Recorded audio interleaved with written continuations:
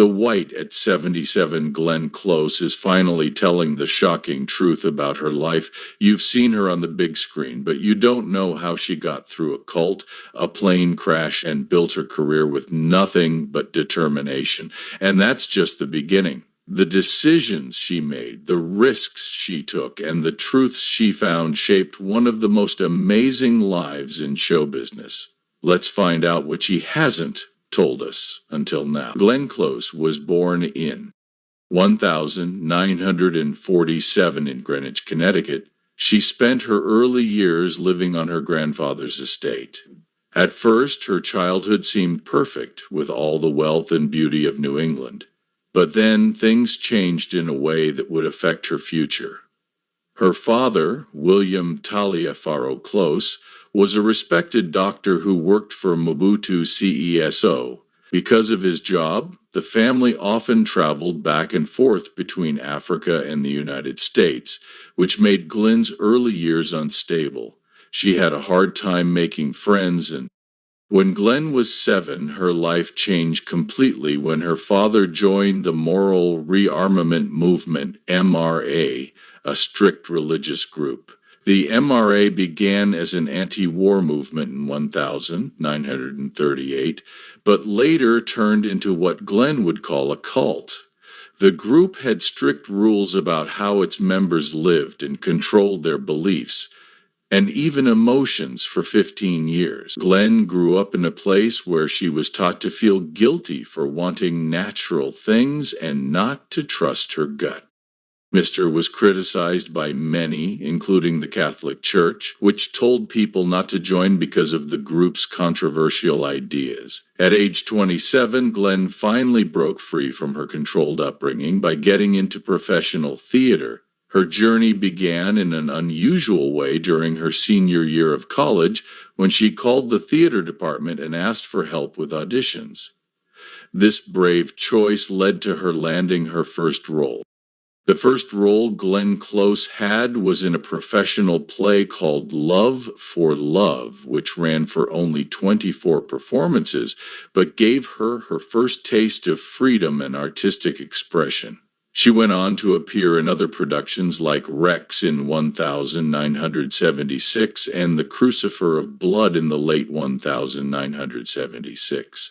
Her blooming reputation as a talented stage actress. Glenn Close didn't start acting in movies until she was 35 years old. Her first movie was The World According to Garp in 1982, where she played the mother of Robin Williams' character. She got her first Oscar nomination for this role, which showed how talented she was, even though she had never been in a movie before. Before this, she had been performing on Broadway, so she already had a lot of acting experience. After her first movie, she became a big star in Hollywood very quickly. In her first 3 years, she got 3 Oscar nominations, according to Garp. Her character was a feminist and a successful writer, and her relationship with her son was complicated and emotional, and people loved how real and deep her performance felt. The success of this movie helped her move from Broadway to Hollywood, where she played Sarah Cooper at a college reunion, dealing with her past relationships. The movie was a hit, and it even won a big award at the Toronto Film Festival. A lot of people remember this movie because of the music. The actors listened to Motown songs while filming some scenes. She earned another Oscar nomination and even more respect as an actress for scenes that made the movie more emotional. The next year, she played Iris Gaines in The Natural with Robert Redford. Even though she didn't have a lot of screen time, she made every moment count. There's a scene in a hospital where her acting, especially her expressions, moved people deeply. This performance earned her a 3rd Oscar nomination in just 3 years. But it became a classic sports movie and got a lot of attention at award shows. In 1987, Glenn played the role of Alex Forrest in Fatal Attraction, which changed her career forever. At first, the directors didn't think Glenn was right for the part. They wanted Deborah Winger or Barbara Hershey instead. But Glenn worked hard to show she could do it. She even talked to psychiatrists to better understand her character and make up a backstory for Alex. Filming the movie wasn't easy. There was a violent. In a scene with Michael Douglas, Glenn hit her head on a bathroom mirror and had to go to the hospital with a concussion. While she was there, doctors told her she was pregnant with her daughter. Another tough moment was when the filmmakers changed the ending. Glenn didn't like the new ending because she thought it made Alex look like a bad guy instead of a tragic character. She fought with the studio for 2 weeks before finally agreeing, after another actor, William Hurt, persuaded her. The new ending had Alex as a bad guy. Audiences liked the dramatic ending better than the original ending. The movie was a huge hit, and a shocking scene involving a pet rabbit gave rise to the term bunny boiler. It also got 6 Oscar nominations and made Glenn a Hollywood icon. Glenn Close's Broadway career began with a major success in 1984 when she starred in Tom Stoppard's play The Real Thing at the Plymouth Theater. She played the character Annie, who was going through a love marriage and artistic problems while being involved. Jeremy Irons played her co-star in An Affair, and Mike Nichols directed the show. Glenn's performance was so strong that it won her the Tony Award for Best Actress in a Play. The production itself was a huge hit, with 12 Tony nominations and 566 performances, starting on January 3, 1984. It was a hit from the start, and it also won the Tony and Drama Desk Awards for Outstanding New Play, making it even more special. Death and the Maiden, a psychological thriller by Ariel Dorfman, opened at the Brooks Atkinson Theater in 1992. Glenn played Paulina Salas Escobar, a former political prisoner who confronts the man she thinks tortured her. The play was part of a rough Broadway season, and Glenn's performance was raw and emotionally powerful, showing how deep she was as an actress. That same year, she also hosted the 46th Tony Awards at the Gershwin Theater, which was a busy but rewarding time for her. She won her second Tony Award for Best Actress in a Play for this role, making her one of only a few actresses to have won multiple awards in the same category. One of Glenn's most famous roles was as Norma Desmond in Andrew Lloyd Webber's musical Sunset Boulevard in 1994. The show opened at the Minskoff Theater on November 17, 1994.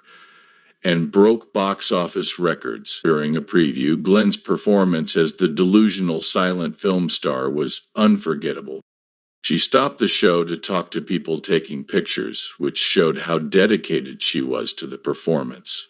The show was a huge hit, running for 977 performances and ending in March of 2997.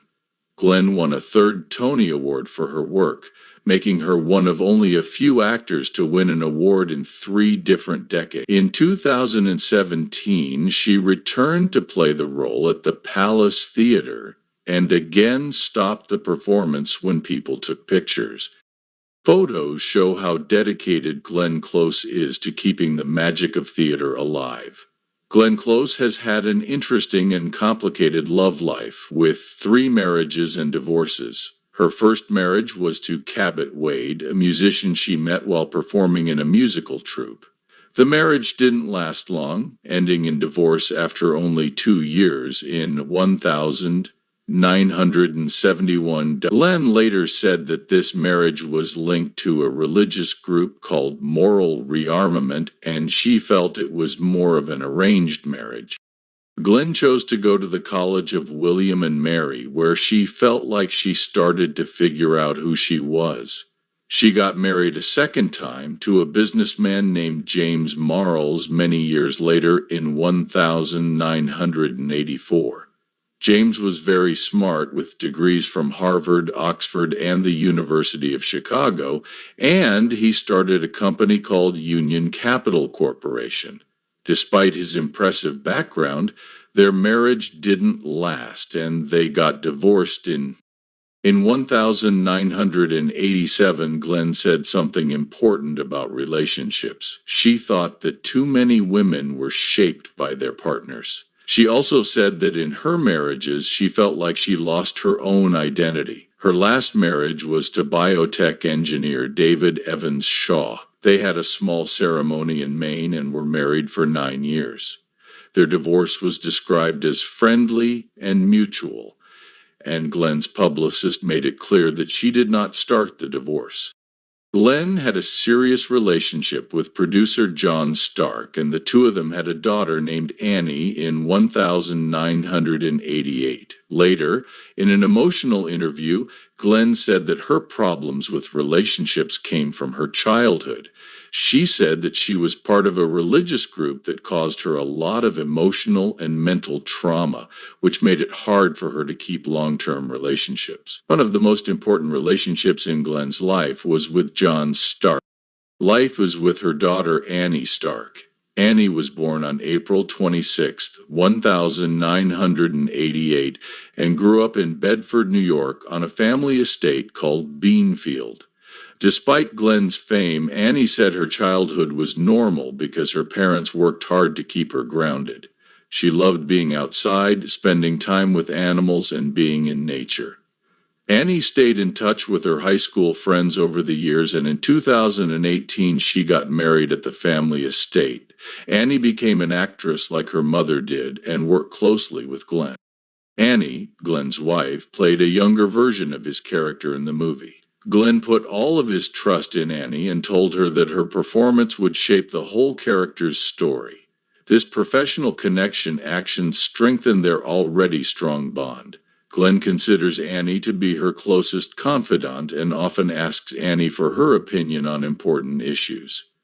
Glenn once said that she admires Annie for being stronger than she is and values the new ideas Annie brings to the table. In 2019, Glenn made the big decision to move to Bozeman, Montana. She chose to live on the cool north side of town near her sisters Jessie and Tina because her sister Jessie was having a lot of problems. Jessie had intense manic episodes and deep depression for more than 50 years without being diagnosed with bipolar disorder. She had her first psychotic break when she was 21 years old in Washington, D.C., when she saw a scary hallucination of herself sitting on her bed. Throughout her life, Jessie had 5 failed marriages and battled bipolar disorder. Her family thought she was just being crazy and careless, not realizing she had a serious mental illness. In her wealthy Connecticut family, mental illness was misunderstood and her struggles were seen as personal flaws. Jessie wasn't diagnosed until 2004 when she was 51 years old. By that time, she had been through years of torture, including hearing voices that told her to kill herself over and over again. These voices pushed her into extreme depression that she described as beyond.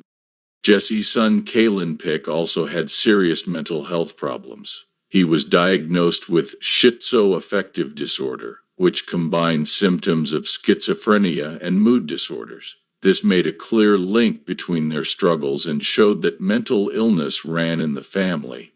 Kalen spent almost 2 years at Milan Hospital, the same place that was featured in Girl Interrupted, before his condition stabilized. At first, Jessie blamed herself for Karen's diagnosis, thinking she had given him her flaws.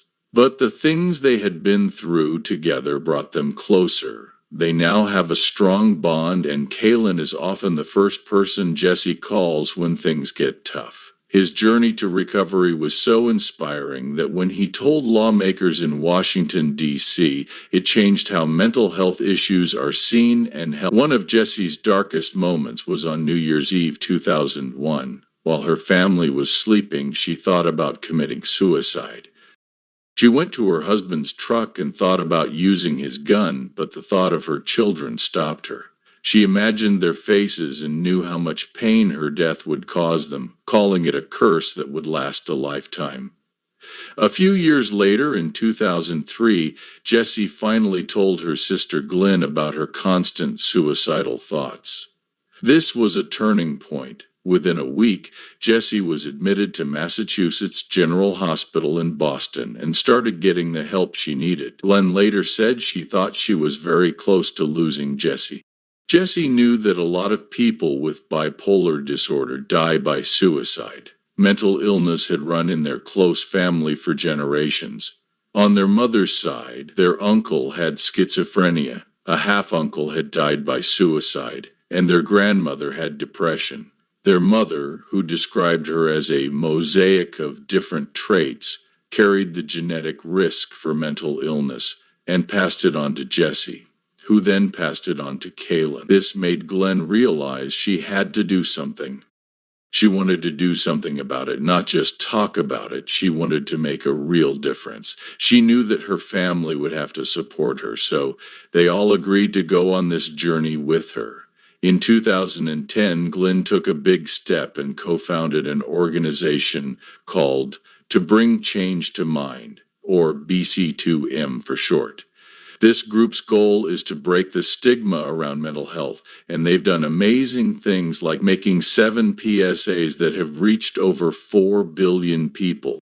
In order to make sure their programs work, BC2M doesn't just guess what works, they work with top scientists. What began as a small idea has grown into a national movement, and they run creative programs and campaigns and even host big events like Rebels and Revelations, which brings together stars and supporters. In 2024, Amy Power will receive a special award for spreading joy and hope. The most impressive thing that BC2M has done is grow their educational programs. They started out with just 25 schools in the San Francisco Bay Area in 2015, but now they have 540 schools in 43 states with over 1,000,000 students. Schools that join get a lot of help, like a $500 grant for activities, free access to the Headspace meditation app, and an online portal full of resources. The program is making a real difference that people can trust, have an effect on many kids over 61. 5% of graduating seniors said they want to work in mental health fields after being a part of BC2M's programs. The network also checks to see how well its programs are doing by having 52 small group discussions with student leaders and thorough surveys. The results show that students are learning more about mental health and changing the way they think about it. Lindsay L's move to TV in 2005 was a big change in her career. Her performance on The Shield, which aired for 13 episodes, impressed everyone, including FX executive John Landra. In a casual conversation, Glenn told him, "Let me know if you ever think of something in New York." This simple request led to her most famous TV role. Within a year, she was offered a part in Damages, which she accepted after reading the pilot script. Damages ran for 5 seasons on FX and DirecTV from 2007 to 2012. It was about big legal battles and had a complicated non-linear plot. Each season focused on a different major case and the relationship between Glenn's character, Patty Hughes, and Rose Byrne's character, Ellen Parsons. Both critics and fans praised Glenn's performance as Patty, a tough and ruthless lawyer. She didn't know how the story would end, so she watched each episode to find out. The show had an amazing cast, including Ted Danson, William Hurt, Martin Short, and John Goodman, which made it even more special after Glenn's injuries. In Albert Nobbs, 2003 alone, she played a woman pretending to be a male butler in 19th century Ireland. Glenn didn't just act in the movie, she also co-wrote the script and contributed an original song. She had a deep connection to this character because she had played it years earlier on stage and won an Obie Award for it. Her next big movie, The Wife, 2017, became one of her most famous works. It was about a woman named Joan Castleman who questions her life.